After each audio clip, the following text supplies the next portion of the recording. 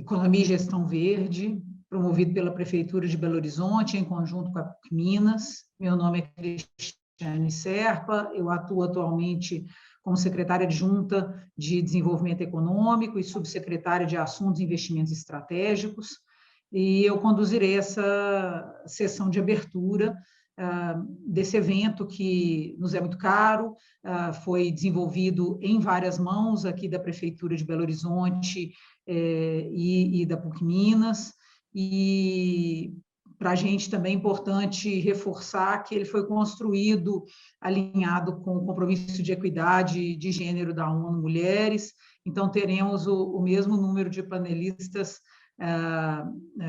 também e moderadoras do sexo feminino, né?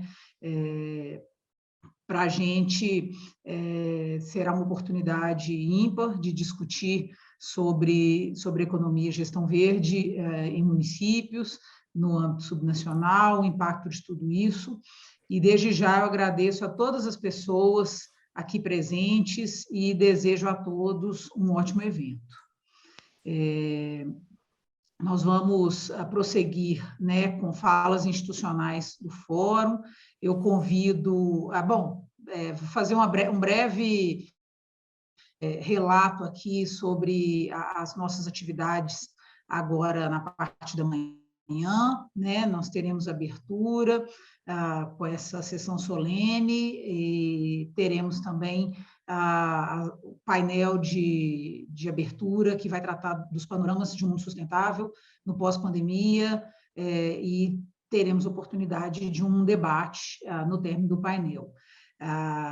Então, vocês que estão aqui nos assistindo nesta manhã, poderão interagir a partir de perguntas feitas no chat, poderão ser depois apresentadas aos panelistas. E já antecipo aqui um convite para que todos participem da Assembleia Geral na parte da tarde, que ocorrerá entre 14 e 16 horas. Para a gente poder, né, ter uma manhã mais profícua possível, né, e para o bom funcionamento do nosso encontro, somente as câmeras e microfones dos palestrantes estarão, e moderadores, né, estarão liberadas. Todas as perguntas, como eu antecipei, ocorrerão pelo chat. Caso, né, você tenha uma pergunta, eu solicito que vocês especifiquem para qual painelista essa pergunta vai, ou então faça referência de que é para todos ou qualquer um dos presentes. Durante, né, os painéis, as perguntas vão ser selecionadas, né, pelo time organizador do evento para que elas possam ser direcionadas, e caso, eventualmente, a gente não consiga responder ou passar por todas as perguntas, posteriormente ao evento, a gente também vai fazer um acompanhamento delas. O painel, ele tem tradução simultânea, essa tradução, ela ocorre clicando, né, basta clicar no botão Interpretation, que aparece aí na parte do Zoom, e você poderá, então, acessar o idioma inglês ou português, a depender de... Por favor, acione o nosso time pelo chat, através aí do código Diretoria de Relações Internacionais, e o webinar vai ser gravado ao longo, né, de todos as nossas atividades do fórum, e depois disponibilizado no canal do YouTube da PUC Minas. Então, eu já inicio aqui com essas orientações para que a gente possa ter o melhor, né, evento possível, e agradeço a todos e todas os participantes dessa manhã e, né, dos eventos subsequentes. Para a gente, então, passar para as nossas falas institucionais, eu convido o Bernardo Ribeiro, que é diretor de Relações Internacionais da Prefeitura de Belo Horizonte, para a sua fala. Obrigada, Bernardo. Muito obrigado, Cristiane. Bom dia a todos. Muito obrigado pela presença de todos. Eu quero, inicialmente, saudar aqui, obviamente, a secretária Cristiane, representando a ICMDE, o secretário Mário Werneck, representando a Secretaria de Meio Ambiente, que nos apoiou na construção do evento, e o presidente Sérgio Augusto, da Fundação de Parques Municipais Isobotânica, que também nos ajudou na construção, e a professora Chiara, que está aqui representando a PUC Minas nesse evento. Eu queria começar dizendo que a Diretoria de Relações Internacionais da PBH ela tem duas funções principais. A primeira delas é de promover o município e as ações do município internacionalmente para construir uma reputação internacional da prefeitura e das ações públicas no mundo. E a segunda função é, através dessa reputação construída, aproximar cada vez mais parceiros internacionais e aproximar também a prefeitura para ações e as melhores práticas internacionais nos mais variados tipos de elementos e temas da gestão pública. O fórum que nós estamos iniciando hoje serve para esses dois propósitos. Ele tem como função, obviamente, vocês vão ver ao longo de todos os trabalhos, de apresentar para a comunidade internacional aquilo que várias secretarias têm feito de melhor e de mais impactante no município, e ao mesmo tempo que aprender com todos vocês aquilo que a gente pode apropriar e trazer para melhorar o cidadão e melhorar também a gestão pública. E o tema especificamente de economia e gestão verde traz para a gente uma perspectiva muito clara, que é a proposta do painel de hoje. Nós vamos ter 3 brilhantes painelistas conversando a respeito exatamente da importância que tem a economia verde e a gestão verde na recuperação econômica e na gestão pós-pandêmica, e como uma oportunidade que nós temos de reconfigurar o nosso modo de vida de forma mais sustentável, da forma mais organizada e da melhor forma possível nesses temas, especialmente tomando o município de Belo Horizonte como uma arena para poder a gente realizar e construir isso. Antes de terminar, eu queria só comentar também que a programação do nosso evento ela começou ontem, e no sábado, com a Feira de Economia Popular Solidária, que ocorreu no Parque Dado ao Cidadão, que fomenta o microempreendedor, o pequeno empreendedor, aquele que trabalha com artesanato, aquele que trabalha com cultura. Então, várias frentes, além da própria economia verde, são promovidas por essa feira, como economia laranja e vários outros elementos.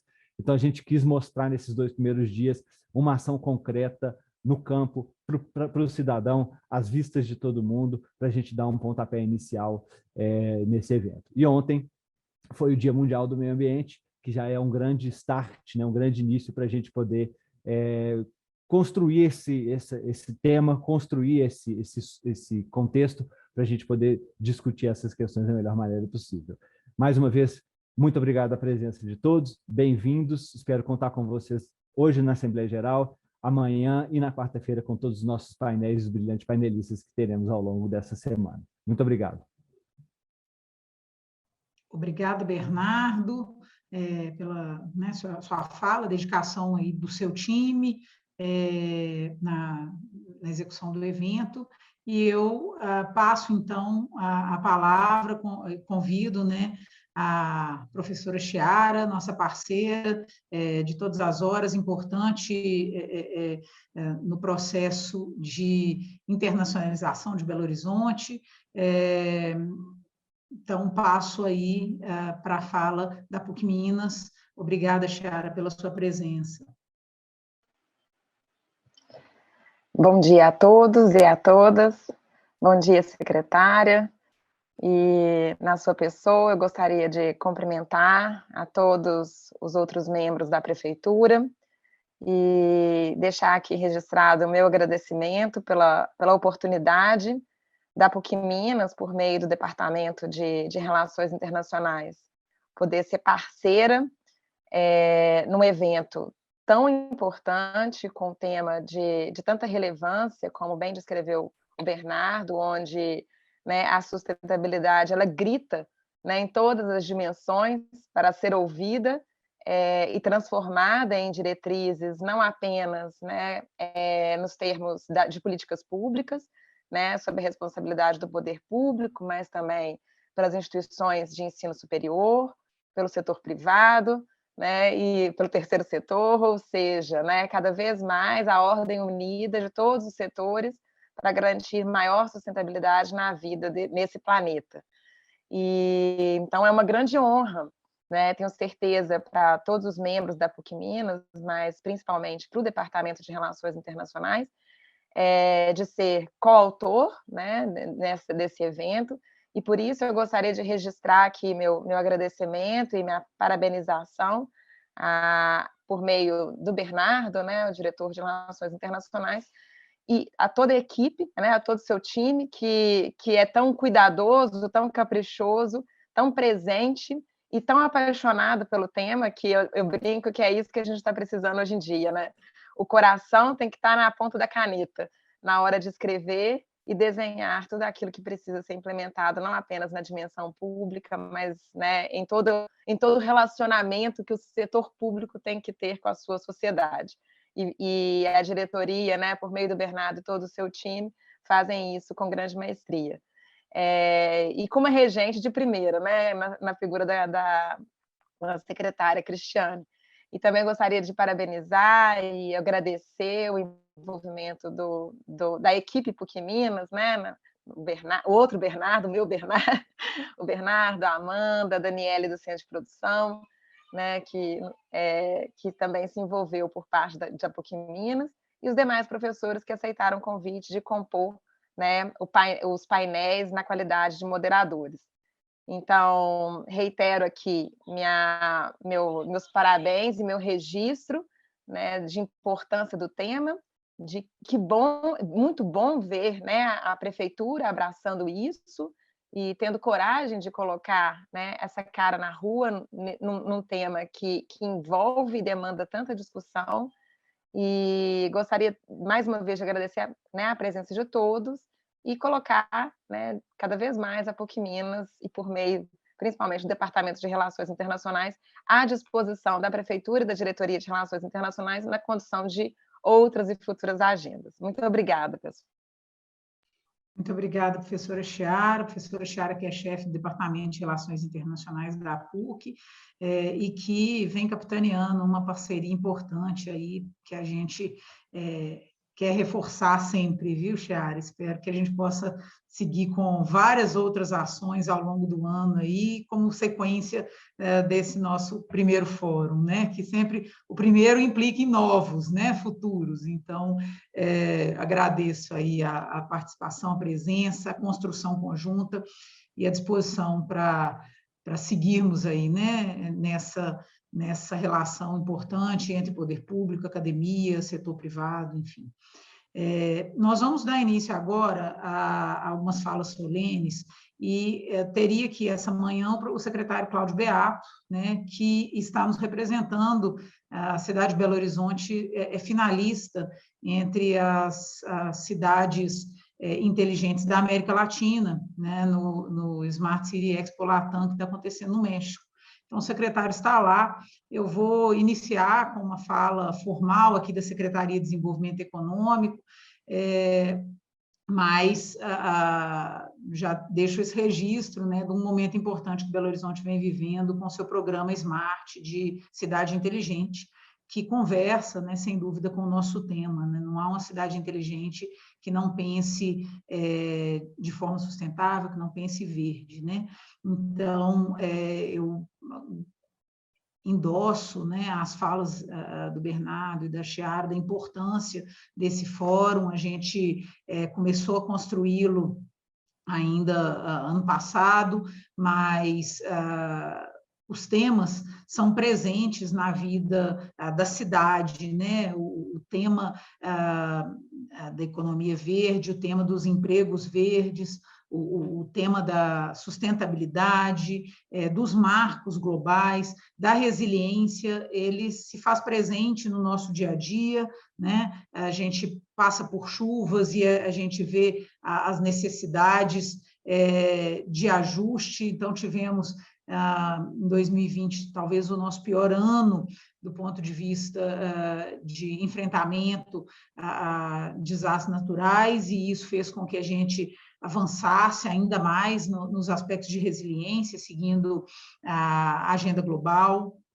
E felizmente, em 2022, a gente viu resultados, né, que foram observados a partir da construção dos jardins de chuva, da construção de soluções ambientalmente sustentáveis para esse enfrentamento, para a resiliência no aspecto de chuva.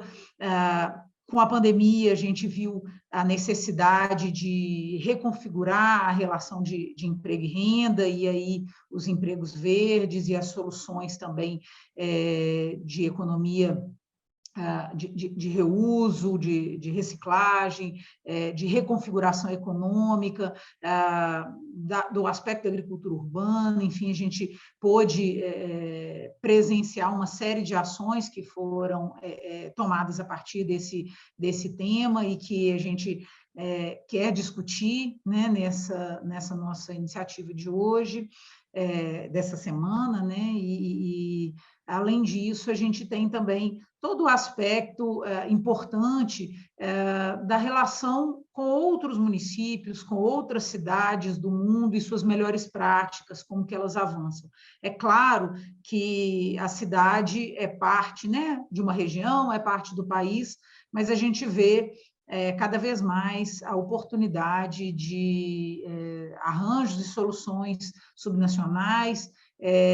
A gente, então, vem sendo parte e configurando relação importante com as redes de municípios, né? Hoje teremos a oportunidade, no nosso primeiro painel, de discutir sobre esse tema. Então, agradeço aos nossos panelistas, né, dessa sessão solene de abertura do primeiro Fórum de Economia e Gestão Verde, e agradeço o apoio e a construção conjunta também que a gente faz aqui na Prefeitura de Belo Horizonte, o secretário Mário Werneck, do Meio Ambiente, o presidente da Fundação de Parques, Sérgio Augusto, também as outras secretarias. A gente terá aqui vários interlocutores da prefeitura com seus programas e buscando soluções, novas soluções.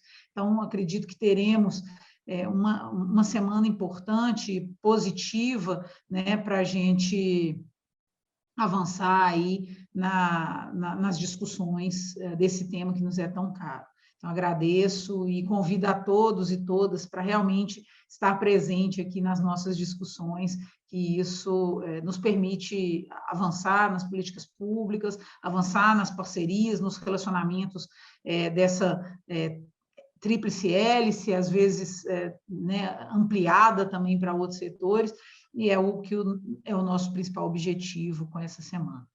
Então, diante disso, eu convido o secretário municipal de Meio Ambiente, Mário Werneck, para a sua fala de boas-vindas aqui nessa manhã. Muito obrigada, viu, secretário, pela sua presença, e eu passo a palavra ao senhor. Não sei se o secretário nos ouve.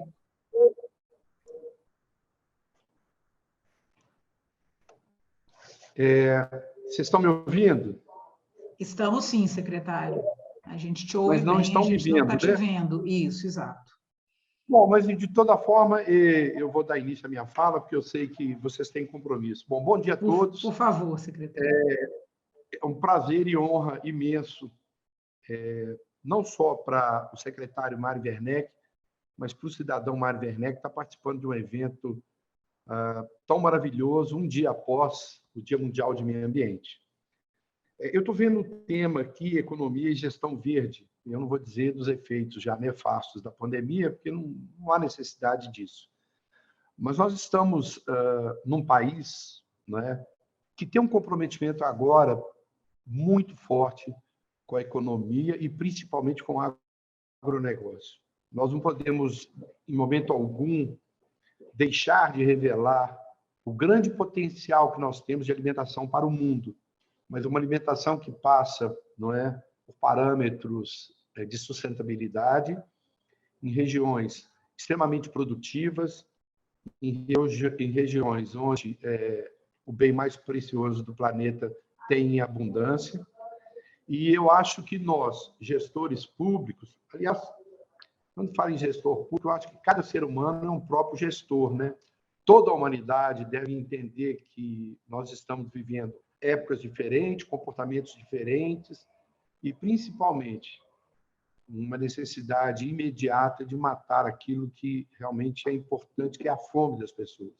E o Brasil tem um comprometimento disso. O Brasil tem um futuro muito promissor no que se refere a plantios e por que não dizer, de uma economia produtiva no que se refere à economia verde.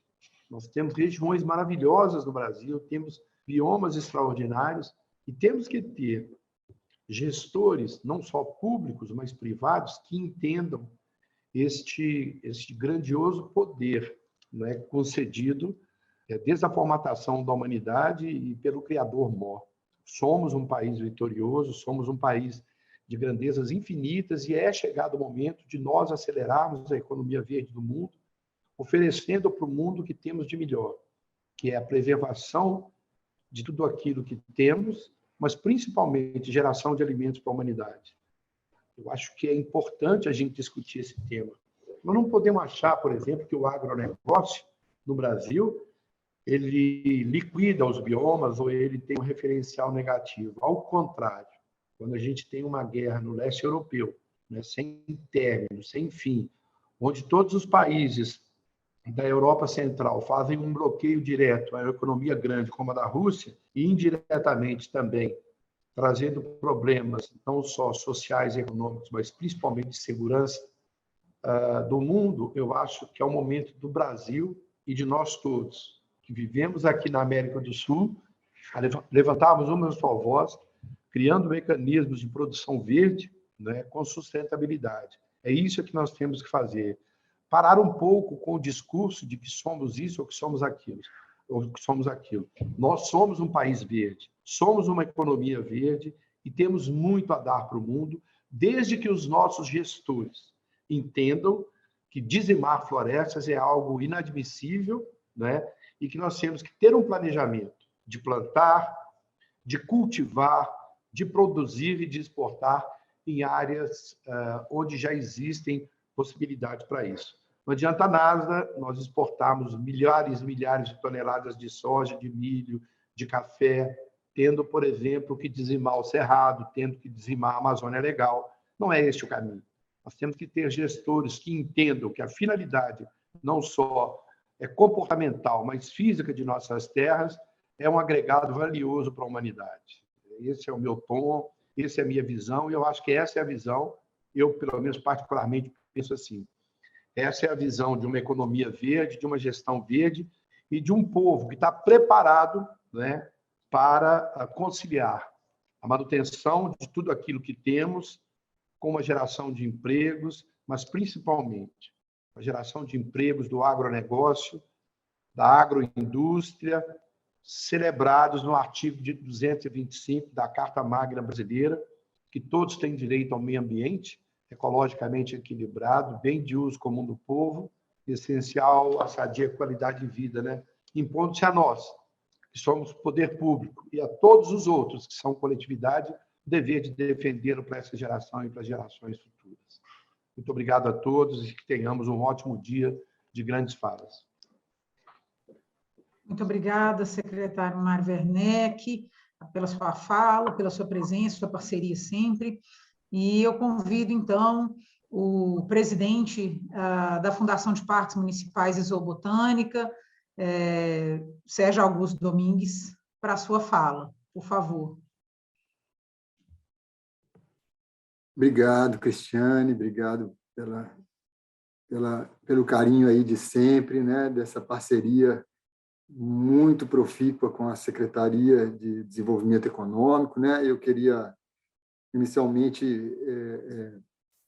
saudar, né, cumprimentar, principalmente pelo esforço aí a PUC Minas, através da Chiara, e aí a Secretaria, através da Diretoria de Relações Internacionais, nosso amigo Bernardo, Cris também, sempre muito batalhadora, nosso secretário Cláudio Beato, o secretário Mário Werneck e toda a sua equipe da Secretaria de Meio Ambiente, né, que nos tem dado sempre assim grandes razões para que a gente possa criar uma relação institucional extremamente saudável, integradora, né, e transdisciplinar dentro da Prefeitura de Belo Horizonte. E através de você, Cris, também saudar todos aí os participantes e os painelistas. Eu tenho certeza que vão deixar para a gente aqui muitas aprendizagens, muitas lições, para a qual certamente temos muitos espaços para essa aprendizagem, para esse processo de formação. Pela Fundação de Parques Municipais ou Botânica, eu queria dizer que temos juntamente, de forma integrada com a Secretaria de Meio Ambiente, responsabilidades e compromissos com pelo menos 80 espaços na cidade, entre nossos parques, os nossos centros de vivência agroecológica, as nossas hortas urbanas, agroflorestas, o zoológico da cidade, o jardim botânico. Então, são espaços muito importantes e a Fundação ela tem sido uma espécie de radar para poder, primeiro, identificar iniciativas muito poderosas que tenha acontecido e surgido como dentro de uma inteligência coletiva dentro da cidade, emergindo mesmo tecnologias e iniciativas muito interessantes e que o poder público ele tem o poder, né, e aí o próprio nome indica, de favorecer. É claro que o nosso ex-prefeito Alexandre Calil sempre falava que se a gente conseguir não atrapalhar, já vai ser muito bom. Mas, muito pelo contrário, o poder público ele tem como potencializar e fazer com que essas iniciativas elas ganhem corpo, ganhem força e se consolidem cada vez mais. Então, a gente tem desenvolvido uma gestão onde a identificação dessas iniciativas são muito importantes. A própria decisão desse seminário, né, tem uma importância muito grande no sentido dessa conquista do direito a todos para um ambiente equilibrado, sempre nesse contexto de crise climática muito difícil. As cidades, sobretudo as cidades muito urbanizadas, vêm enfrentando gravíssimos problemas, a população tem estado numa situação, muitas vezes, de grande vulnerabilidade. E nesse contexto, esses empreendedores, iniciativas que trazem impacto positivo, né, para agregar valor aos processos ecológicos, aos serviços ecossistêmicos, a gente precisa ajudar muito. E nessas 80 unidades que nós administramos na cidade, que com muito uso público, então, os parques urbanos são parques que precisam de uso público, né? Então, o nosso olhar é sempre um olhar de estender a mão, de criar cooperações, de criar um relacionamento com essa turma toda que vem desenvolvendo programas, projetos de gestão ambiental e empreendedorismo verde. Desde feiras, como a Feira Solidária, que ocorreu aí nesse final de semana, no Parque Municipal, onde a gente via ali um grande número de comerciantes que já trazem na sua forma de empreender, mecanismos muito amigáveis com a questão ambiental, com o desenvolvimento sustentável. Nós tivemos um exemplo muito bacana também no Palácio das Artes, nesse fim de semana, que foi o show do Gilberto Gil, onde uma organização não governamental aqui de Belo Horizonte, em parceria com a Secretaria de Meio Ambiente, a Fundação de Parques, também trouxeram um líder, a Xanica, né, o Benck, que pôde compartilhar as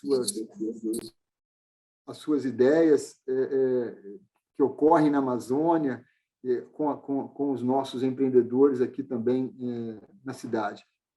Mas, além das feiras solidárias, muitas associações de bairro.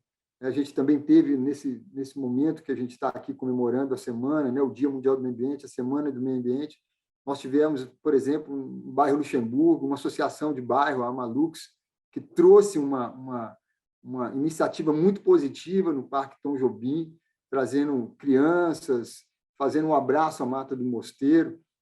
iniciativas de agricultura urbana, de agrofloresta, em todo momento vem acontecendo nas diversas áreas, em regiões centrais, nas periferias, coletivos que se importam muito e se especializam na questão da arborização urbana, em plantas medicinais, né? Coletivos que tratam essa questão das plantas medicinais, e muitas vezes coletivos religiosos, como o caso de religiões de matriz africana. A gente tem um programa junto com a Secretaria de Cultura, que são os Jardins do Sagrado, onde esses coletivos trazem a importância das plantas medicinais, do uso de plantas de poder da floresta, até mesmo empresas que trabalham com manejo ambiental, com consultorias, pesquisadores que tratam de diversas tecnologias, sejam tecnologias de geoprocessamento, imagens com drone, imagens de satélite, até pesquisadores que tratam da questão do manejo da fauna, da flora, da saúde pública. Então, nós temos muitos pesquisadores que têm desenvolvido projetos dentro das nossas unidades com o tema da saúde pública, os recicladores, né, as pessoas que trabalham desde a catação de materiais recicláveis até a sua utilização, a sua reutilização, promotores de evento, promotores diversos que trabalham com a ideia de piqueniques nos parques, festas de aniversário, até shows, exposições, eventos culturais, fotógrafos, cineastas, fotógrafos de aves, observadores de aves, escritores, artistas plásticos, empreendedores relacionados com a questão de energias renováveis, construções sustentáveis. A gente já tem parcerias com apicultores, de abelha sem ferrão, construções sustentáveis, esportes de aventura, e aí a questão do ecoturismo, o mountain bike, o skate, o trekking, toda a questão ligada com a mobilidade urbana, especialmente as ciclovias, e por aí vai. Poderia citar aqui a turma que tem vindo fazer parcerias relacionadas com créditos de carbono, neutralização de carbono, segurança alimentar, e assim, soluções baseadas na natureza, jardins de chuva. Enfim, entendo que esse seminário ele acaba sendo um marco para a cidade, né? Em apoio claro para essas inúmeras iniciativas e atores que já estão no território e que precisam ganhar visibilidade para que a gente possa criar planos de cooperação, pactos para potencializar essas iniciativas e estimular aí o desenvolvimento sustentável. Então, assim, fico muito feliz dessa iniciativa, espero e entendo que isso é um primeiro passo de colocar na esse eu acho que a Secretaria de Desenvolvimento Econômico, junto com a PUC, acertou muito, né, em desenvolver esse seminário e produzir esse marco para a cidade. Eu tenho certeza que a gente vai ganhar, e isso é só o começo, para que a gente possa fazer isso periodicamente, e instituir mesmo em Belo Horizonte uma cidade compromissada com a economia verde, com os empregos verdes, e assim a gente e nos conectarmos com as outras instâncias, né, estadual, federal e internacional, em curso, para que a gente possa estabelecer e consolidar essa rede muito saudável. Eu tenho certeza que o planeta talvez nem precise de nós, né? Nós é que precisamos mais dele. E acho que essas mudanças, elas são mudanças, como disse o bem que a Xaninca, são mudanças que precisam ocorrer primeiro internamente. Então, que essas iniciativas venham recheadas de programas formativos, né, para que a gente possa colocar na educação a diretriz principal, para que esses empreendedores possam cada vez mais nos orgulhar e direcionar um caminho diferente e fazer com que a mudança realmente ocorra. Mas a mudança começa, primeiramente, em cada um de nós. Obrigado, um bom seminário, um bom fórum para todos aí. Obrigado, Cris. Muito obrigada, Sérgio. Realmente esse o nosso grande desafio, né? E nesse desafio posto aqui pelas falas iniciais, que eu do segmento das nossas atividades, iniciando, então, o nosso primeiro painel Panoramas de um Mundo Sustentável no Pós-Pandemia. Pandemia essa que segue, né, nos assombrando a cada tanto, nós teremos, então, 3 falas, iniciaremos pela Thelma Krug, vice-presidente do IBCC, mas teremos 2 falas subsequentes pelas redes, né, de cidades, Rede Metrópoles e Mercocidades. Então, convido a sua primeira fala, a Thelma. Já agradeço pela presença, pela oportunidade, né, de debatermos nesse contexto, né, do âmbito subnacional com o âmbito nacional sobre as mudanças climáticas. Então, convido Thelma Krug, vice-presidente do painel intergovernamental sobre mudanças climáticas, para a sua fala. Por favor, muito obrigada. Obrigada, secretária, é um prazer estar aqui. Bom dia a todos e a todas, não é? Então, primeiramente, eu cumprimento a Secretaria Municipal de Desenvolvimento Econômico da Prefeitura de Belo Horizonte, também PUC Minas, assim como seus organizadores pela iniciativa de promover esse primeiro Fórum Internacional de Economia e Gestão Verde, e também agradeço, não é, essa incrível oportunidade de participar desse painel de abertura sobre panoramas de um mundo sustentável no pós-pandemia. Antes de eu começar, eu gostaria de também compartilhar as visões que foram expressas também pelo secretário, né, o Mário Werneck, no sentido de que esse país tem enormes oportunidades de seguir num caminho sustentável, sem haver necessidade de se agredir os biomas e os ecossistemas, não é? Então, eu gostaria de compartilhar isso. Eu acho que falo também um pouquinho depois dessas nossas oportunidades e também as potenciais implicações da mudança do clima para a questão do agrobusiness brasileiro. Bom, as considerações que eu vou fazer aqui nessa minha fala, e tenho poucos slides, né? Elas são baseadas no 6º relatório de avaliação do IPCC, desse painel intergovernamental sobre mudança do clima, e que foi finalizado em março, né, passado. Ele é bem recente. Ele é composto de 3 relatórios, o último é sobre a mitigação da mudança do clima, que está bem focado na parte de soluções, como é que a gente pode enfrentar a mudança do clima, trazendo as soluções, muitas das quais eu vou mencionar aqui, né? Então, eu decidi que, para começar, eu começaria com esse slide. Eu achei ele interessante, porque ele parte justamente de onde nós estamos hoje, o mundo de hoje, com países e comunidades que estão em diferentes níveis de desenvolvimento, que está nesse painel à esquerda, o painel A, e podendo chegar a diferentes mundos futuros, né? Desde resilientes à mudança do clima a insustentáveis, que está, então, no último painel D. Transitar de um mundo para o outro vai depender essencialmente das escolhas de mitigação e de adaptação, das transformações sociais e também de sistemas, do sistema de energia, produção industrial, agricultura, uso da terra, tratamento de resíduos, né?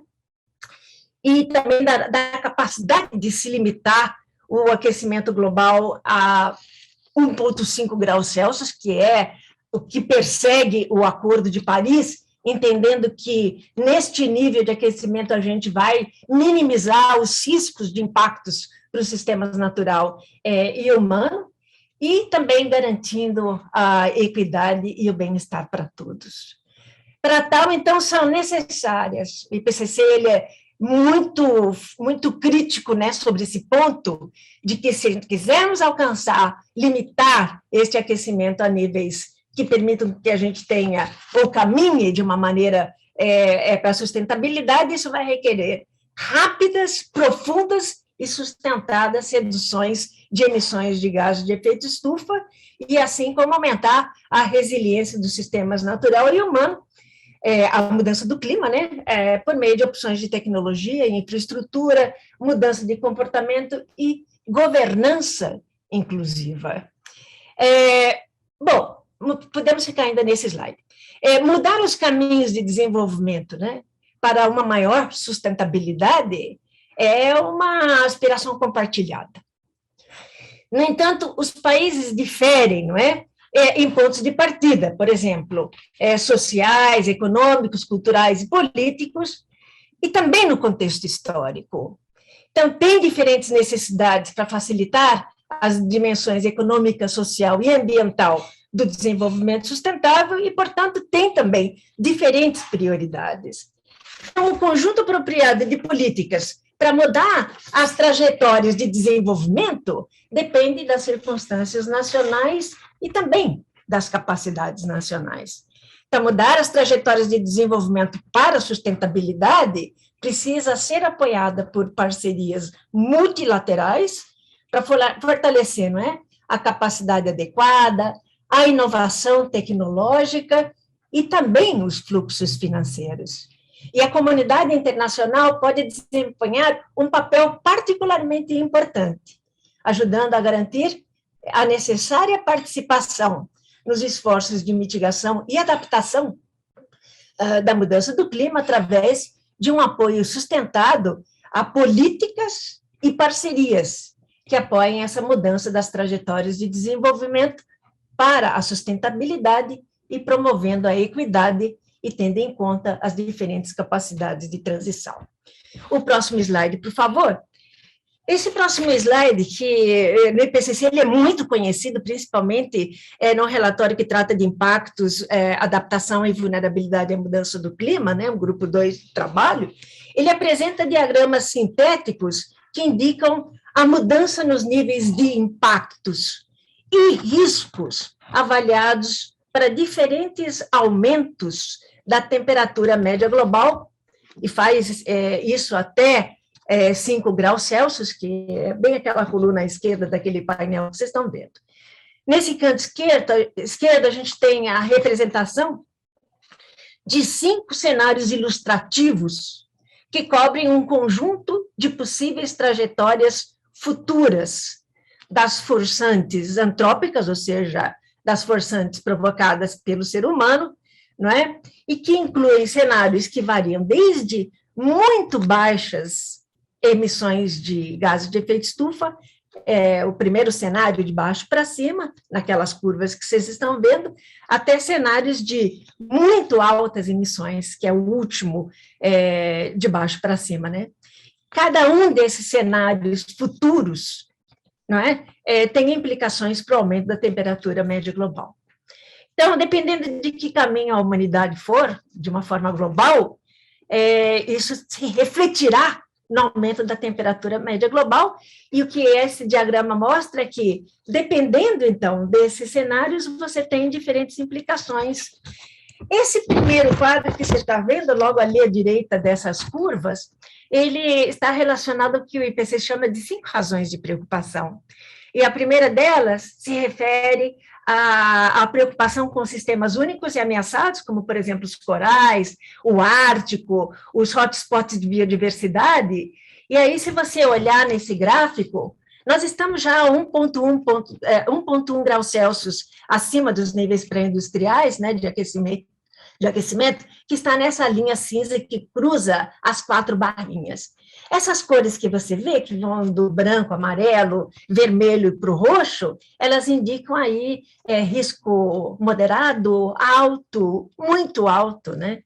Então, a gente vê que já para esses sistemas únicos e ameaçados, no aumento de temperatura atual, ele já está com risco muito alto. E se a gente partir para a segunda coluna, que é a coluna dos eventos extremos, a gente vê que estamos já com um risco moderado, partindo já para um nível alto, e com 2 graus a gente vai para um risco muito elevado.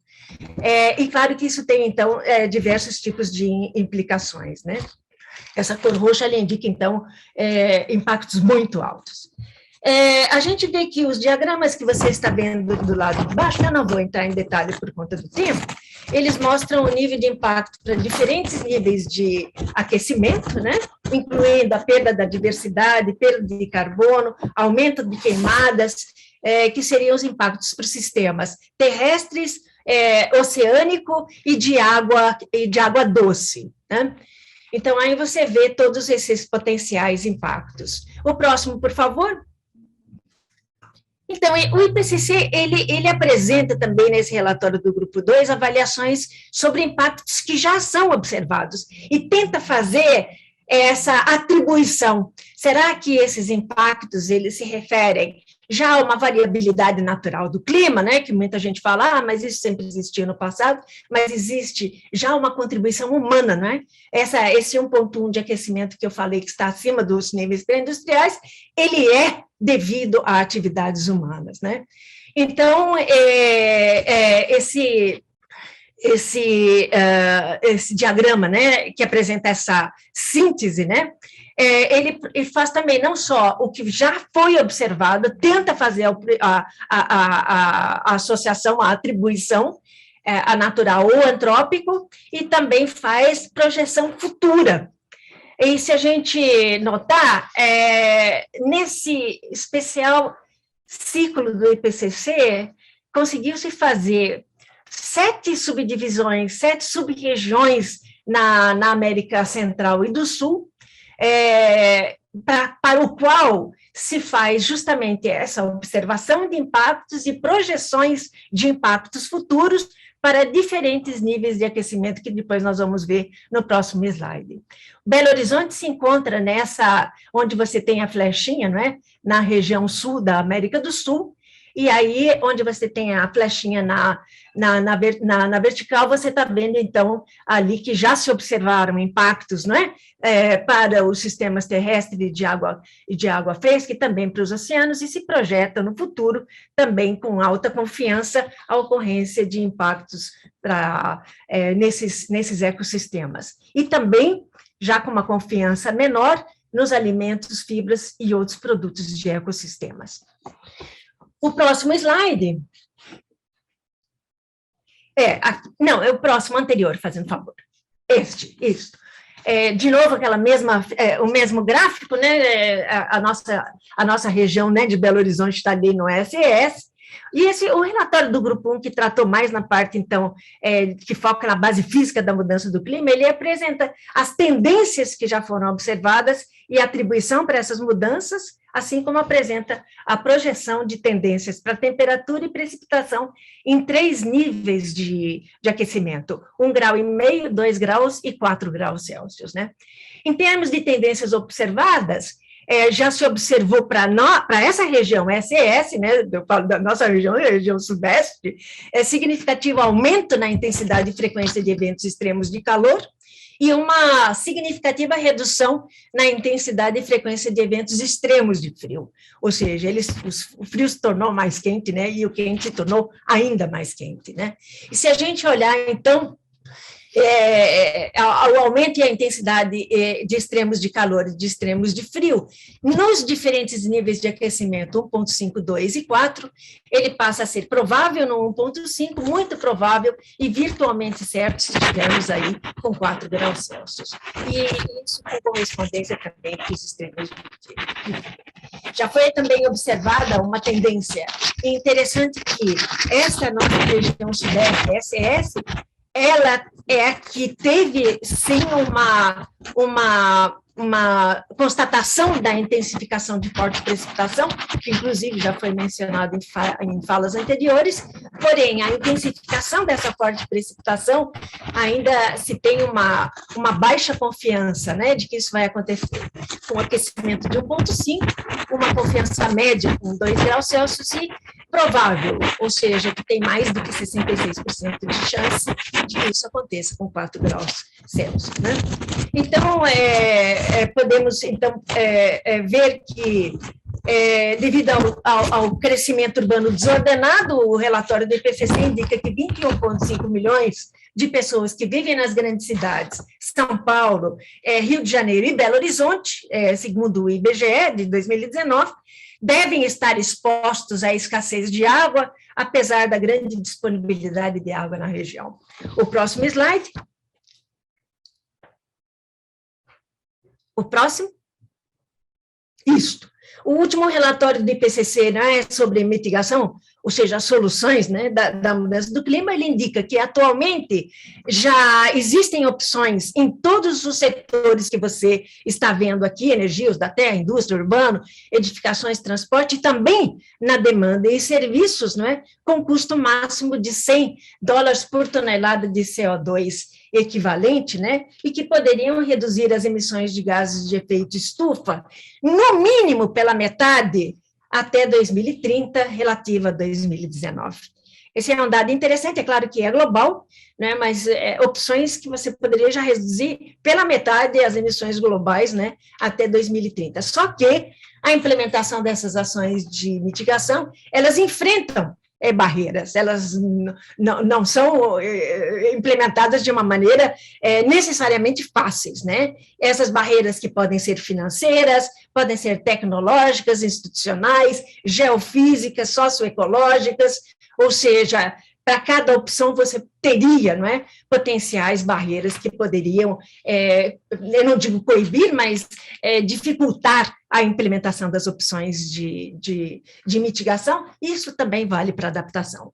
O próximo. Bom, as cidades e as outras áreas urbanas, elas respondem por mais de 2/3 das emissões globais, caso a gente considere o que é produzido na cidade e o que é trazido de outros lugares. E há um potencial significativo para reduções de emissões, né, de gases de efeito estufa. E a crescente concentração de pessoas, que é esperado, né, nas áreas urbanas, e também das atividades, acaba sendo uma oportunidade para que se aumente a eficiência de recurso e a descarbonização em escala. Então, em todas as cidades, um melhor planejamento urbano é fundamental.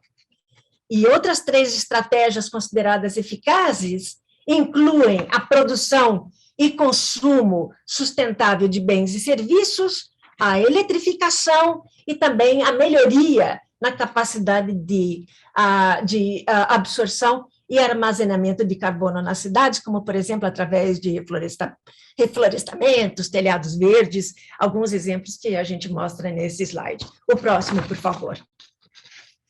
E nas cidades também a descarbonização do setor de construção é fundamental e com inúmeros co-benefícios.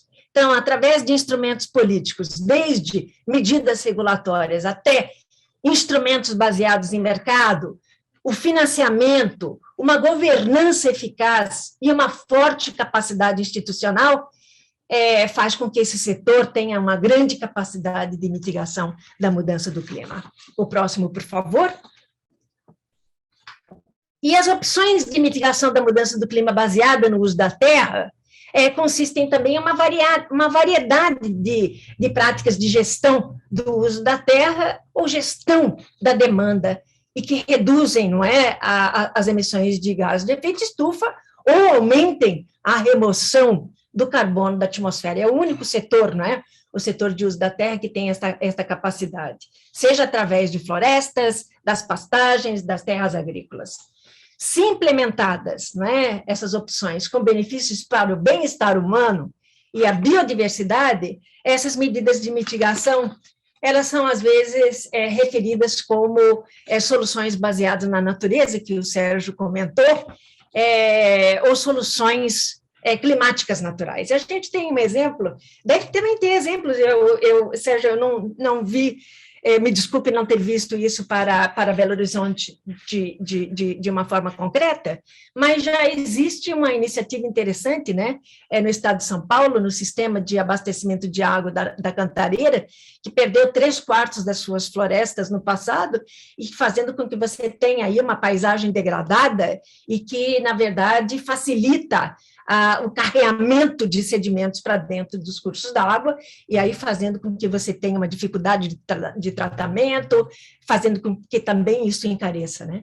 E a iniciativa que a Cantareira tem hoje é de fazer um reflorestamento de pelo menos 8% da área que foi degradada, fazendo, então, que você diminua essa poluição por sedimentos, criando também um mecanismo tampão para secas e inundações. Mas uma das questões essenciais que se coloca é justamente quem financia. né? Ou seja, você tem uma questão de financiamento, um papel importante do setor privado, ou seja, a gente não pode imaginar que essas soluções, que essas implementações sejam todas às custas dos governos em todos os seus níveis, mas a participação do setor privado passa a ser fundamental. Eu estou quase terminando.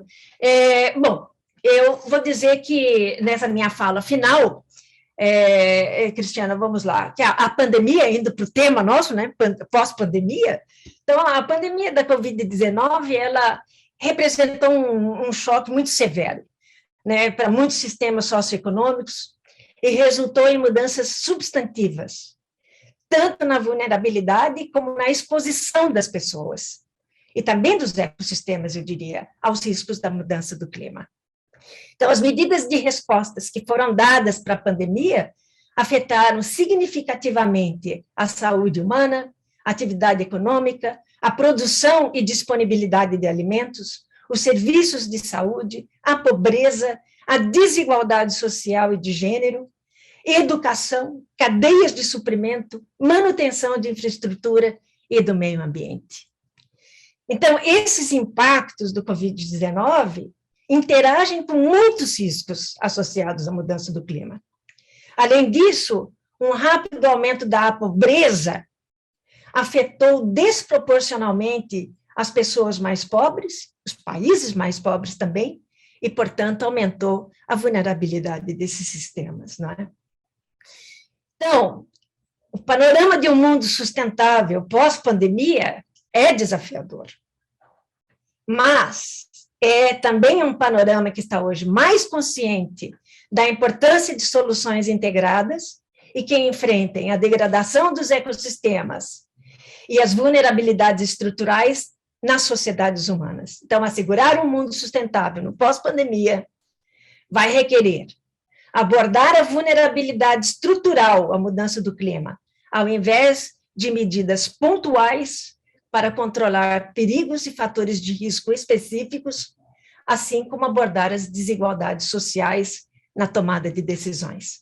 Então, construir confiança, processos participativos e estabelecer relações mais fortes com as comunidades e outras instituições cívicas podem permitir uma recalibração na forma como o governo responde a crises e relações sociedade e governo de uma forma mais geral. Então, eu agradeço, secretário, me desculpe se extrapolei aí meu tempo, né? Eu queria dar esse panorama mais geral e falar que nós estamos em frente a um grande desafio, e principalmente, na minha visão, essa desigualdade social que se intensificou com a pandemia e que, na verdade, acaba sendo uma dificuldade maior dos governos, né? E por isso que eu ressalto tanto a questão da governança inclusiva, para priorizar justamente aqueles elementos que devem ser priorizados para evitar que essas populações mais vulneráveis sejam as mais impactadas pelos eventos extremos climáticos, né, que nós sabemos estão se intensificando, e particularmente no caso de Belo Horizonte, essa grande questão de fortes precipitações que vão continuar se intensificando no futuro. Eu agradeço muito a atenção e a oportunidade. Muito obrigada. Muito obrigada, Thelma.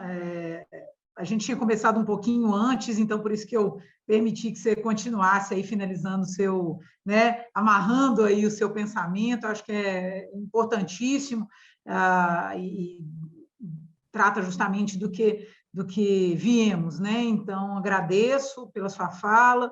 E para darmos sequência, né, e deixarmos o debate lá para o final, eu convido o secretário-geral da Rede Metrópolis, Jordi Wacker, para a sua fala. Agradeço já a parceria, somos membros da rede, então muito obrigada pela sua presença e passo, então, a palavra para você. Muito obrigada, Jordi. Muito obrigado, bom dia. Eu também quero agradecer pelo convite e parabenizar os organizadores da Pontifícia Universidade Católica de Minas e a Prefeitura de Belo Horizonte. Infelizmente, eu não me sinto tão à vontade em língua portuguesa, então eu vou fazer a minha palestra em inglês e convido aqueles que precisarem disso de agora escolher a interpretação. Vou também projetar algumas slides. Pronto, então, a Rede Metrópolis, da qual eu sou secretário-geral, muito rápido para situar tudo. Não, desculpe, vou falar em inglês. I'm the Secretary General of Metropolis, the network of metropolitan and large cities around the world, about 140 of them, above 1 million, half of them in Asia, not surprising because that's where the large metropolises of the world are. And we are focusing on good governance on 4 challenges: urban growth, resilience, public legitimacy, digital disruption. The reason I'm saying this is because I'm going to focus today mostly on how metropolises are experiencing this post-pandemic moment and how they're thinking about the future and where the challenges lie according to them. So this is not only my analysis, it's mostly what I feel, what I learn, listening to those cities, seeing where their international cooperation and where their future plans are focusing.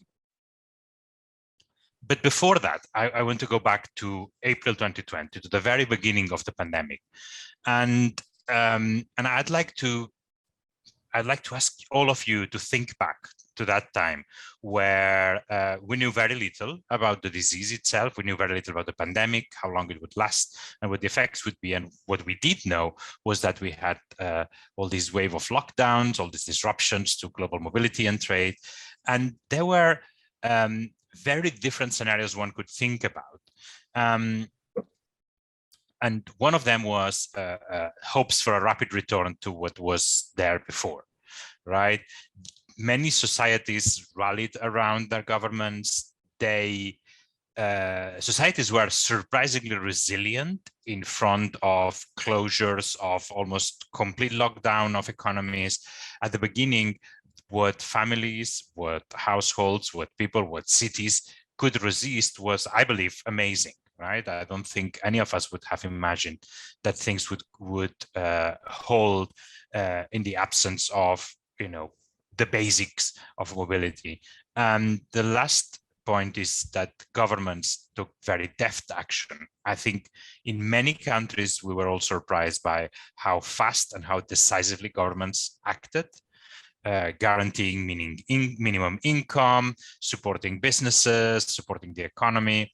So there was the possibility that the pandemic would be a blip, would be fast, and would in many ways not affect the structure of the world. There was also, and that's my second scenario, the hopes for a new global contract. We were all thinking that there could be a new opportunity for a green post-pandemic recovery. That's something many countries have planned and have talked about, and cities and regions and international organizations. The pandemic taught us about the importance of care, about the importance of people who worked in the care professions, who were considered essential workers, who had to be out there when everyone was locked at home, risking their lives. There was also a new understanding of care at home, as people, often women, had to juggle homeschooling with not being able to be out of home, working from home, and at the same time having to deal with a number of everyday care needs. So there's a hope, and some cities and some regions have talked about the care economy as one of the engines to get out of all the troubles that we got into with this pandemic. And there was also a hope that societies would come out more united, right? A very clear sense that we're in this together. And I'm talking about April 2020, and things did change, obviously, with time. But there were also fears. And one of the fears was that we would be heading to an authoritarian winter. Some of the most authoritarian governments in the world seemed to be very successful in managing the pandemic. Part of it may have to do with the impossibility to know all the information. And part of it really had to do with, how, for example, China did very well at times where many Western countries or other countries in Asia, like India, were not doing very well. There was a new level of surveillance, this time related to health, and there was the fear that that new level of surveillance would stay with us. And there was also a fear that, for example, the tech giants were growing out of measure because we were becoming so dependent on them for our everyday life, for entertainment, for getting parcels at home. Even big pharma was growing. So there was this fear that we would be heading to either a more authoritarian world, or that's another fear, that we would be heading to a more fragmentary world, right? There was a clear trend to deglobalization, to breaking down very long supply chains. There was an infodemic. It was more and more difficult to know what was happening. It was true to trust science. And that was some of it very deliberate misinformation and disinformation. And finally, some of the countries were on the brink and are on the brink. I'd mention, for example, countries like Lebanon or Sri Lanka being in real dire straits. So that was 2 years ago. And after those 2 years, where are we? And I'm going to look at it from the point of view of metropolises. And just as a quick reminder, about 2.6 million people live in metropolises, which is about 60% of the world's urban population. We have almost 85 large metropolitan areas like Belo Horizonte that exceed 5 million people in the world, and this is growing, right? So this is an important part of the world. And where are metropolises in June 2022? Well, metropolis are in the middle of, in a way, the perfect storm. The climate emergency is hitting metropolises very hard. Catastrophic floods, drought, all sorts of extreme weather, right? Blizzards of snow. There is a food crisis. There's a food crisis that was already there, partly due to the climate emergency already, but then the disruption of global trade supply chains, for example, of fertilizers was already there. Then the war in Ukraine already made this situation even worse. We are now in situations where prices are out of control, where African, Arab, even Latin American cities are starting to see a real food crisis. People in Bamako, Mali, eating once a day, people in Tunisia having their bread rationed, and so on. We have a surge in displaced people, which is unprecedented. We have, for example, Bogota has more internally displaced people now than at any point of the civil war, let alone international refugees. Warsaw at some point has had over 20% of its population being Ukrainian refugees, right? Geopolitical confrontation is not helping. Turmoil in emerging markets means that prices are unreliable, and also global flows of all sorts of trade have been disrupted. The pandemic is not over. We have Chinese cities under lockdown at this moment as we speak. We have overstretched health services, overstretched welfare infrastructures still due to the pandemic, and public finances in disarray. And of course, local finances are in disarray. If even before the pandemic, cities had reductions of their income of about 10% at the time, where their needs had gone up 5 to 10%, with the pandemic, things have changed dramatically, and cities are faced with all the demands from population and not being able to face it. And yet, in this very difficult post-pandemic moment, cities are by no means reduced to just thinking about the now and here.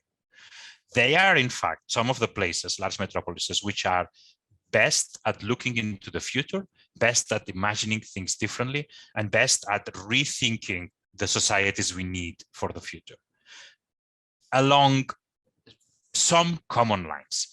And those are not the only themes, but those are the ones that in our perceptions of metropolis are coming out of cities themselves, of metropolitan authorities, as the key issues of the future. The three in the middle, almost every city in the world is talking about them. The idea that cities must be carbon neutral, that cities must be resilient to all sorts of shocks, pandemic or climate shocks or social shocks, or, as we're finding ourselves at this very moment, complex emergencies that combine all these shocks at the same time and overstretch all the capacities for governing the cities and the metropolitan spaces. And finally, innovation. Innovation is the word that metropolitan authorities represent. And you'll say, yeah, yes, everyone says this. Well, I would argue there is a lot more innovation in the city space than we find in the national and in the multilateral global spaces. And next to this, there are all these other concepts that we keep hearing and that are very inspiring. Smart cities, for example. And, you know, we've reached the scales of 5 to 10 million people. There is no way we can manage those successfully without an excellent, accurate use of digital technology, artificial intelligence, data science. Right? We're at a scale where only the best use of the available technology and the new technologies will allow us for proper management of cities. We also need cities that are connected to the world, but also connected internally to their own citizens. Cities are doing a very huge effort to understand much better, not only the opinions, but also the experiences of the people living there. But we also need cities that are more equal, cities where women's experiences and perspectives and women power is felt much more in the governance of the metropolitan spaces. Cities that put care at the center, that are healthy, and we had a strong reminder with the pandemic, but also cities that are cohesive. Segregation is a cancer that's eating metropolitan spaces, creating huge problems, and cities have realized that they can no longer continue to grow in segregated, distant ways, according to race, according to income, or according to any other factor. And finally, all the green part of the city, not only being carbon neutral, the so-called sponge city, a concept that's very strong now in China, a city that's able to absorb, to retain and to purify the water that falls on them so that we can reduce catastrophic flooding, that we can reduce water scarcity. Cities that are biodiverse, that are green, that invite nature inside instead of expelling it, right? Instead of a city that's predatory on nature, a city that's inviting nature in it. So as you can see, large metropolises are not idle, they're thinking, they're innovating, they're, I believe, focused on the right things for the future. And this is my message of hope for this post-pandemic future. So thank you very much for your attention. Obrigado. Thank you very much, Jordi, muito obrigada. Sem dúvida, temos aí pela frente grandes desafios. E para falar um pouquinho mais, né, sobre esses desafios e avançarmos, né, nas soluções que podemos buscar aí para as nossas cidades, eu convido o Lautaro Lorenzo, secretário executivo da Rede Mercocidades, a qual a gente também, Belo Horizonte, é membro, participa e que já agradeço pela presença, pelas oportunidades aí de desenvolvimento que temos tido. Obrigado. Bom dia para todos e todas. O primeiro que vou fazer é agradecer o convite da Prefeitura do Belo Horizonte, que também trasladar o mais caro abraço do presidente da Rede Mercocidades, do prefeito Fernando Grey, da Prefeitura do Esteban Echeverría, da Buenos Aires, Argentina, para a organização, para a Prefeitura do Belo Horizonte, por essa importante atividade, o webinário. Não sei se eu posso compartilhar umas slides. Por favor, pode compartilhar sim. Ok.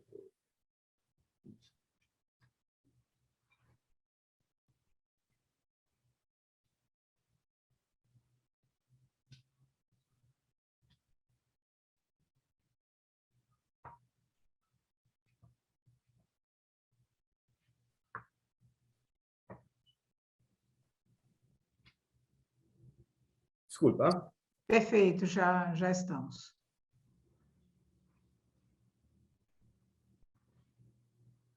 As pessoas estão olhando a minha apresentação? Sim, agora estamos, ela já carregou como modo de apresentação. Muito obrigada. Legal, então. Vou para pôr em contexto, a rede Microcidades é uma rede que foi formada no ano 1995. Agora tem mais de 26 anos da presença e de história. Tem mais de 364 cidades-membros.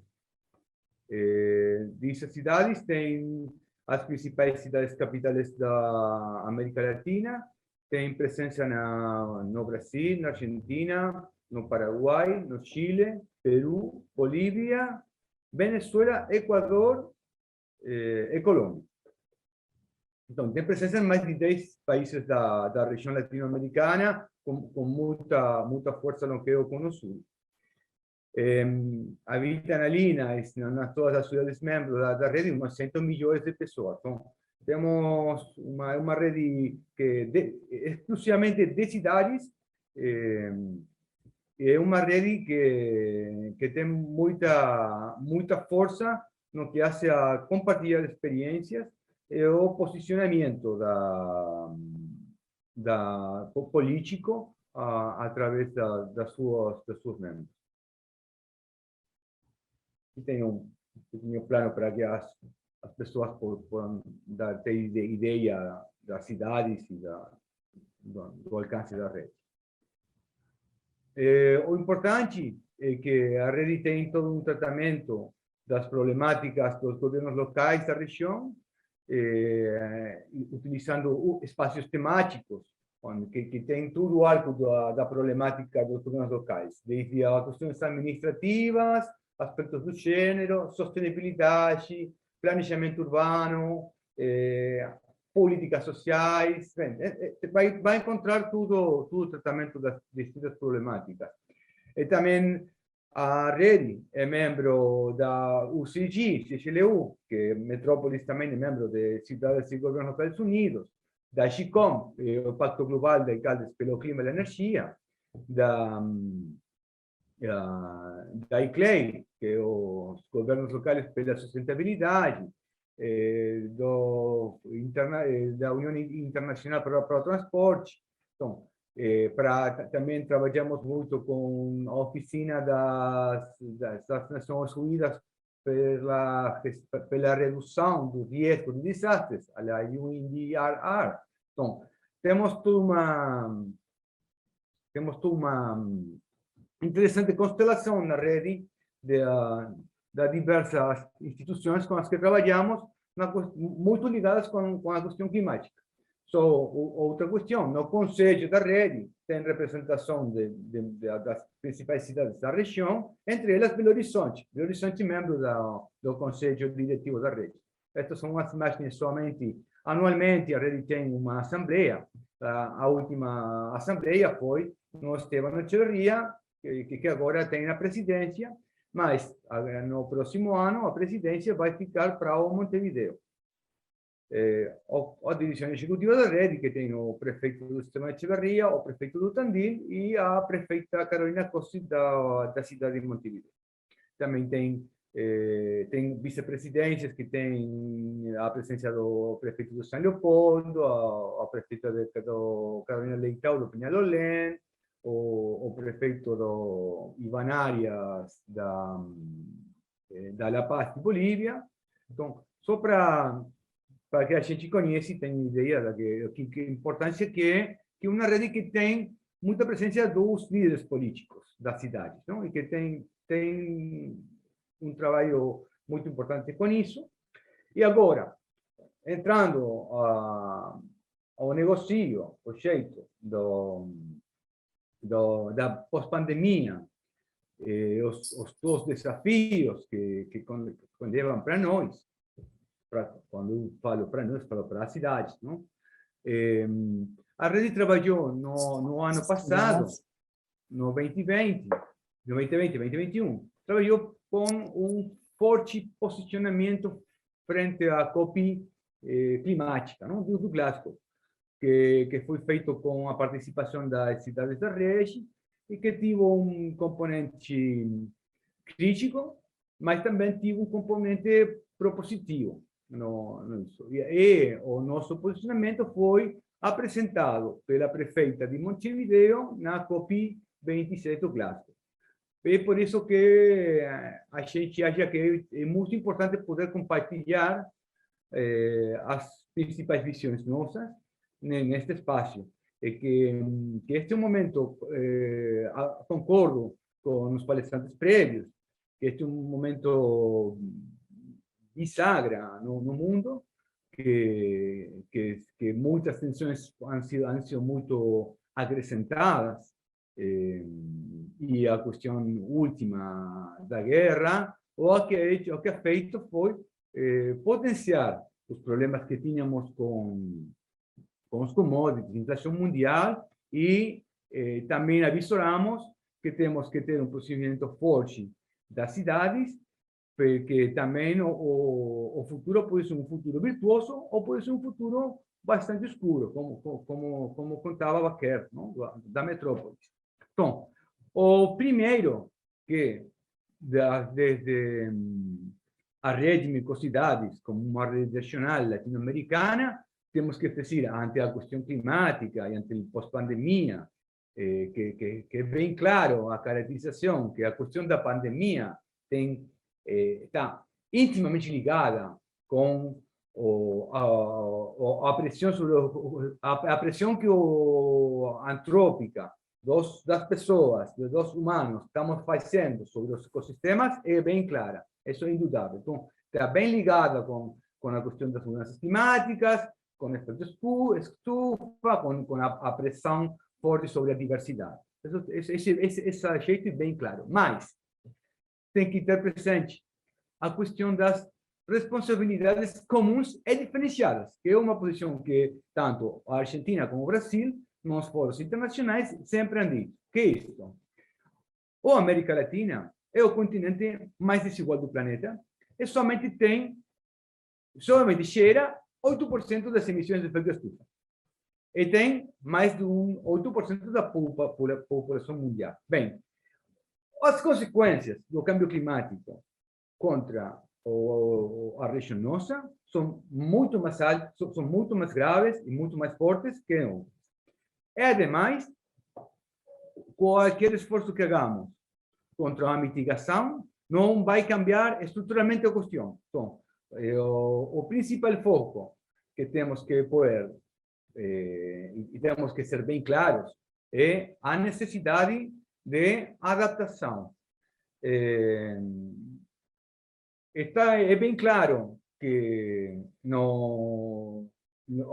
o financiamento climático existente agora, aproximadamente 75% do financiamento climático é para mitigação e somente 25% é destinado à adaptação. O primeiro que temos que dizer é que isso deve ser mudado, não é possível. Mas tem que ser para as regiões que estão sofrendo o padecimento maior da questão climática, é mais que importante ter um claro financiamento orientado à adaptação. Isso é um interesse para a região e para as cidades. São as cidades o primeiro frente de batalha na problemática climática e na problemática sanitária, como foi com o Covid, não? Então, temos continuamente as cidades que tomar muitas decisões sobre a sanidade, inclusive sobre os direitos fundamentais e liberdades civis, na situação da pandemia. Então, agora também temos as cidades que são os primeiros em ter um bem claro posicionamento à necessidade de financiar a adaptação. Você tem que ter em conta que, ademais do déficit do desenvolvimento que temos os países latino-americanos e periféricos, temos que considerar que as mudanças climáticas han incrementado os fenômenos climáticos de média intensidade. O que eu digo com isso? É maior o nível das chuvas é maior, os níveis da desertificação, então tem maiores problemas sobre a estrutura pré-existente. Está agravado uma situação. Se os governos locais da região tinham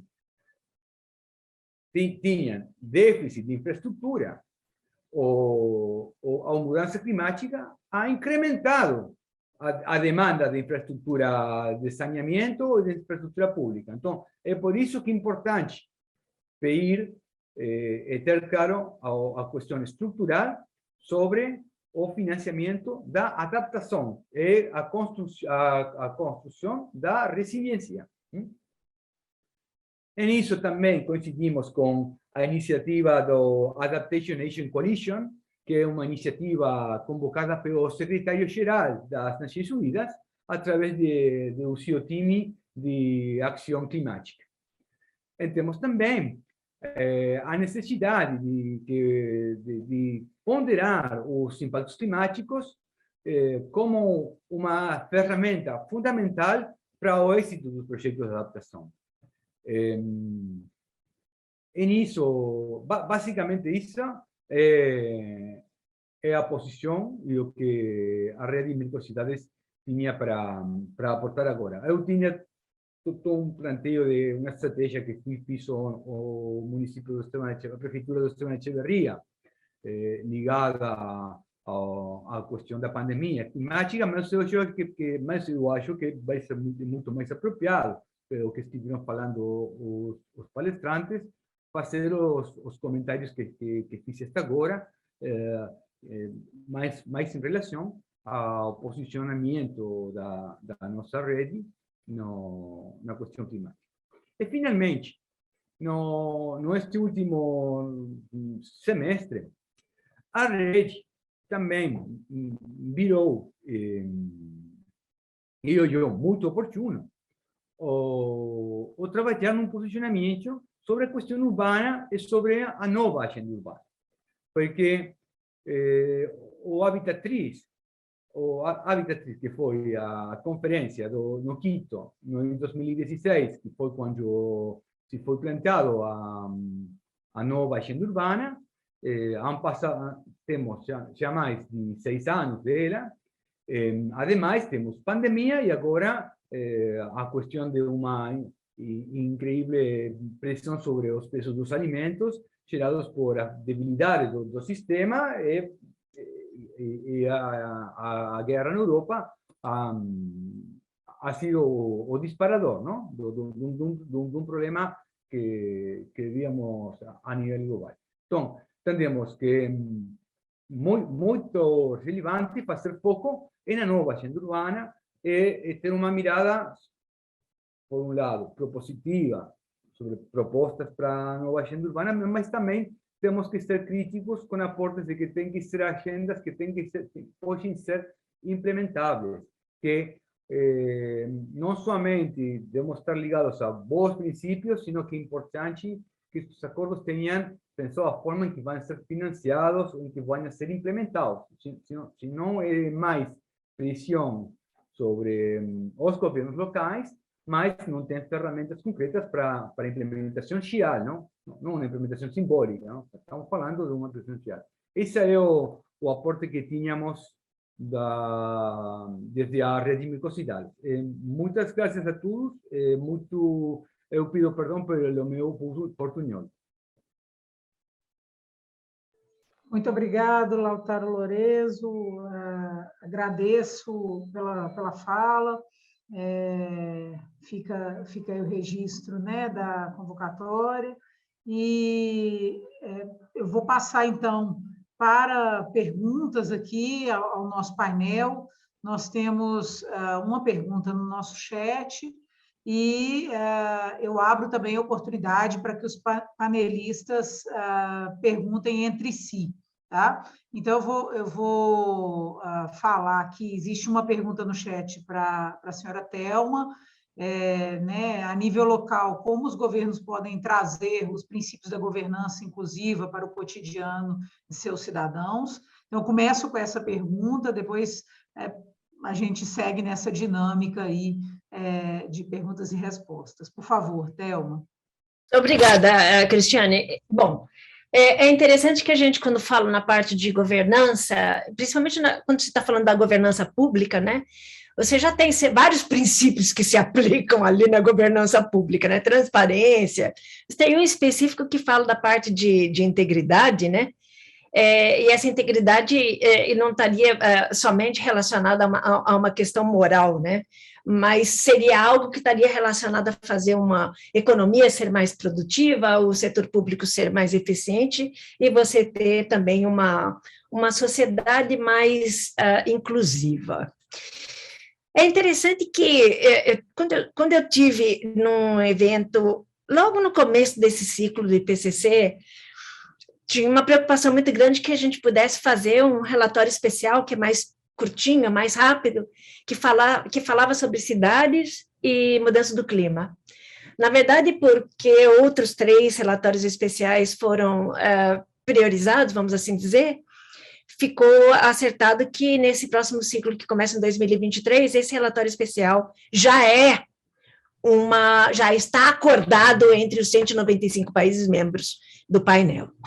Mas o que eu queria falar, nesse evento foi interessante que quando se falou de cidades, né, e a gente está falando aí da governança local, estou fazendo essa associação, se falou muito de não se olhar a cidade como um todo, mas se priorizar espaços, não é? Onde você já teria uma maior oportunidade de implementação, o que seria mais visível, vamos assim dizer. É o centro da cidade bonito, são os parques, né? Onde, na verdade, as ferramentas, né, que seriam necessárias para as populações mais vulneráveis, como, por exemplo, a questão de saneamento, né, uma questão de água potável, de saúde pública, ficariam mais comprometidos.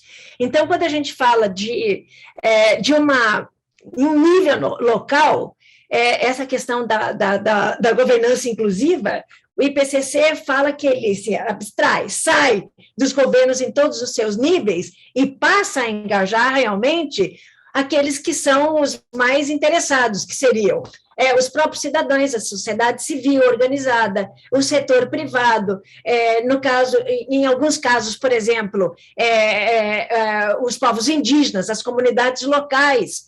Então, seria realmente trazer esse público para ser, na verdade, partícipe das decisões públicas e que fariam, então, com que você pudesse ter políticas públicas mais voltadas para esse público mais vulnerável também, né? Ou que facilitasse o engajamento do setor privado, né? Então, por exemplo, as câmeras, né, municipais são instrumentos interessantes que você pode debater, você pode, através da transparência, que é também um dos princípios da governança pública, tornar público aquilo que se espera fazer e ter a reação né, da sociedade civil, dos cidadãos, de uma forma geral. E também eu acho que um dos instrumentos que hoje está sendo mais utilizado, né, é a tecnologia da informação. Quem é que não está se falando hoje? Ele vai fazer isso, hein? E aí permite que você tenha reações por todos os lados.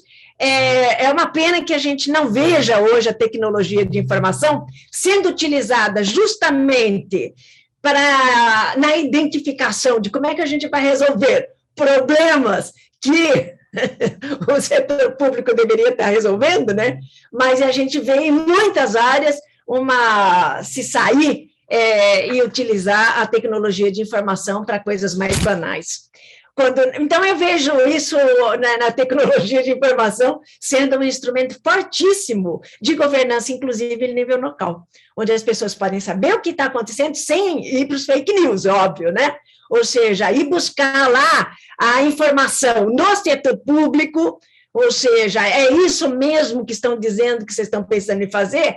E daí você reagir de acordo. E aí tem várias formas de reação, né, que a gente já conhece, mas eu viria dessa forma, sabe, Cristiane? Tem várias maneiras, mas eu destacaria a Câmara como uma delas e destacaria também a tecnologia de informação como instrumentos importantes para essa governança inclusiva. Perfeito, muito obrigada. E aí eu já faço um gancho na resposta, né, da Thelma para uma pergunta que teve para o Jordi, no chat, e que eu vou fazer também uma inclusão minha, porque eu gostei muito, Jordi, dessa sua reflexão de abril de 2020. Né? Em abril de 2020, estávamos todos em choque, mas também com uma esperança de uma mudança significativa do status quo, né? Do que se convencionou chamar de normal. Né? E aí depois o povo começou a falar de um novo normal. O novo normal me preocupava muito, segue me preocupando, né?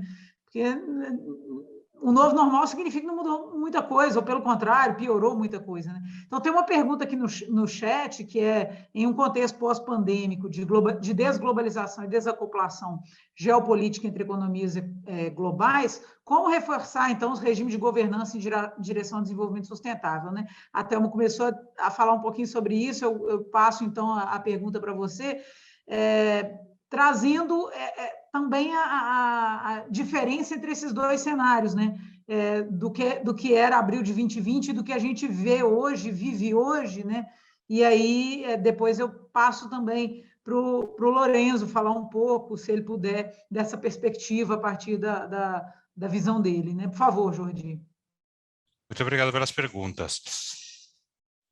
E eu não sei se eu vou saber responder, porque é uma questão muito complicada, essa da desglobalização. Fique à vontade também, se você preferir falar em inglês, tá, Jordi? Vou tentar, se não der, eu falo, eu volto para o inglês. Obrigado.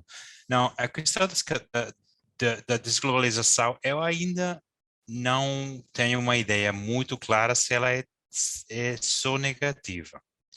Quando o problema da desglobalização é um problema geopolítico, de confrontação, aí não tem nada bom, né? Aí não tenho dúvida nenhuma. Mas se o que nós estamos a falar é de a necessidade de acortar as cadeias de produção, de começar a problematizar o feito de, sei lá, o ananás ser cultivado no Ghana, depois ir de barco para a Tailândia, na Tailândia for posto em plástico e depois vendido nos Estados Unidos, aí até pode ser que não seja tão ruim, aí questionar um bocado o modo em que estava a se fazer algumas partes do comércio mundial e qual era essa tendência, essa aceleração para uns modos não sustentáveis de produção. Então, nós poderíamos ver essa desglobalização também como oportunidade, mas não em qualquer caso. Eu, para simplificar um pouco, eu diria que nós tínhamos um crescimento exponencial dos intercâmbios materiais, mas as ideias, elas tinham barreiras muito importantes. Eu vou falar simplesmente no exemplo das patentes médicas, né? Da indústria farmacêutica. Aí, esse tipo de barreiras nunca foram boas. Então, para mim, uma maior circulação de ideias e uma menor circulação de produtos materiais nem seria tão problemática, né? Como ideia de futuro. Outro dos problemas dessas cadeias globais de produção também no alimentar é que agora estamos a ver dramaticamente é a questão da segurança alimentária. Eu não quero falar como se eu quiser falar a favor da autarquia, que todos vamos produzir tudo o que a gente precisa, mas é verdade que algumas partes do mundo elas estão em situação de enorme vulnerabilidade na questão dos alimentos, o mundo árabe, partes da África. E, ao mesmo tempo, temos também um empobrecimento da diversidade de variedades alimentares de todo tipo. E os grandes países com grandes agronegócios, Brasil, Estados Unidos, a Espanha, elas fazem parte do problema, porque têm as variedades super comerciais que são vendidas em quantidades enormes, e estamos a acabar com uma diversidade que ela é muito importante. Não só do ponto de vista genético, de diversidade, mas também para resistir situações muito mais inestáveis do ponto de vista climático, do ponto de vista da qualidade dos solos. Ontem não falamos nisso, mas também é um grande problema agora E também acho que tem outras oportunidades nessa desglobalização, porque vivíamos antes da pandemia muito também instalados nesse tipo de, os ingleses chamam de whataboutism. Então, todos tínhamos argumentos, né? A Europa podia dizer, não, mas olha, nós já fizemos tantíssimo ao nível de energias renováveis. E depois os Estados Unidos podem dizer, sim, mas olha, nós temos todas as florestas. E a Ásia podia falar, nós temos esse problema de desenvolvimento. Eu acho que agora chegou o momento em que não dá para simplesmente criticar os outros para não fazer nada. Isso já não adianta. Então, nesse caso, eu acho que também um momento em que todos os territórios vão assumir responsabilidades também é super importante. Eu não quero falar contra o feito que tem responsabilidades diferenciadas, isso é muito claro, mas ao mesmo tempo isso não pode impedir avançar na sustentabilidade. Eu acho que já estamos além, a Thelma Cruz foi muito aí explícita, né? Com dados. Eu acho que os dados às vezes eles são modestos e em alguns entornos locais, não no nível global, mas em alguns entornos locais já estamos bem além do que os grandes números falam. Se a gente fala em algumas regiões da África, do Sahel, por exemplo, estamos muito além desse, não sabemos se 1,5, não sei o quê, não, já toda a produção alimentar, toda a vida cotidiana já mudou, já é outra coisa. Então, eu acho que é um momento em que essa desglobalização deve também representar uma responsabilização de todos os territórios. E só para acabar uma ideia, mitigação e adaptação. Nós fazemos muito a diferença entre uma e a outra, mas já temos de levantar para a convergência das duas. Os modos de mitigar a produção de CO2 e de outros gases nocivos é de se adaptar, isso tem de ser todo um. Já não dá para... Já não temos 15 anos, já não temos 20 anos para fazer essas coisas. Não, agora vamos mitigar, depois vamos fazer adaptação, não sei o quê. Não, agora já tudo ao mesmo tempo. É por isso que são os projetos que vão fazer as duas coisas. Por exemplo, no caso das metrópoles, essa entrada da natureza, ou essa volta da natureza para as cidades, isso já não dá para esperar uma ou outra. Não dá para escolher entre adaptação, entre adaptar, ou se adaptar ou mitigar. E agora é tudo ao mesmo tempo. As soluções que vão funcionar são aquelas que fazem as duas funções ao mesmo tempo. Eu não quero minimizar o problema da desglobalização, mas o que eu quero dizer é que tem também oportunidades e que ela vai nos ajudar a mudar alguns dos piores hábitos mentais do pré-pandemia. Obrigado. Muito obrigada, Jordi. Perfeito. Lorenzo, você quer complementar alguma coisa daquilo que o Jordi falou? Eu concordo com que é um momento de ação e que, lamentavelmente, ainda os acordos internacionais não têm concreto financiamento, não? Esse é um tema muito sério. Também tenho que dizer que eu sou muito respeituoso das opiniões dos demais, mas as responsabilidades comunes e diferenciadas são fundamentais, senão é impossível. É impossível. Eu vi o que somente olhar a história e ver o que foi feito na África, o que foi feito nos países em vias de desenvolvimento, e como os níveis de vida de outros países são muito mais altos durante mais tempo. Então, o argumento de que não é momento que todos temos que ter a responsabilidade é muito perigoso, né? Que também, esses são esses argumentos que depois fazem acrescentar as miradas das direitas, porque a realidade é que temos que solucionar os problemas da cidadania. A cidadania não vai ter todo o tempo que dedicar tempo a conhecer sobre bastante, vai ter a cidadania com os seus trabalhos, as suas responsabilidades, e se ter pessoas com algum interesse, fantástico. É muito bom ter a informação disponível, mas não podemos recarregar sobre a cidadania a busca das soluções que a mesma cidadania, a delegado, pede para responder a política. Isso também temos que ser claros com isso. Não? Eu vejo muitas vezes uma utopia sobre a sociedade de informação e a possibilidade de compartilhar, mas está bem, pode compartilhar, mas você não pode encarregar de mais esforço à cidadania. Não?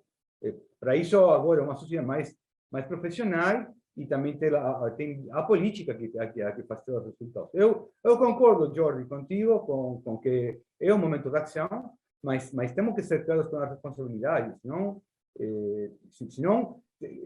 ficamos ainda novamente no ponto fixo em que ninguém vai querer ceder.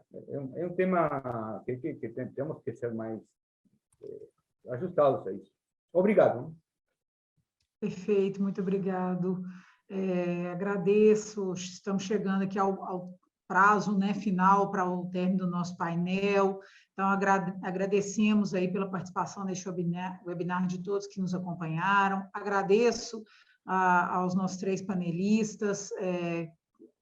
Concordo, temos vários desafios à frente, mas que temos que buscar, né, tanto essa maior aproximação com os entes da sociedade civil, trazer, né, as câmaras municipais, trazer as cidades para conversar também entre si, buscar no âmbito subnacional soluções e sempre que possível expandir, né, para o âmbito nacional. Então, muito obrigada pela oportunidade de refletirmos.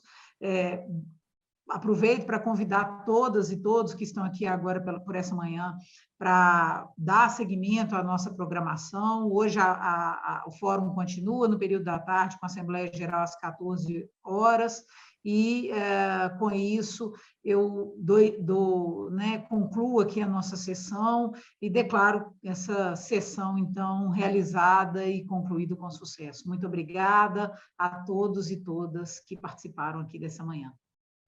Obrigada, Cristiane. Um abraço. Obrigada pela moderação. Muito obrigada. Um grande abraço. Grande abraço.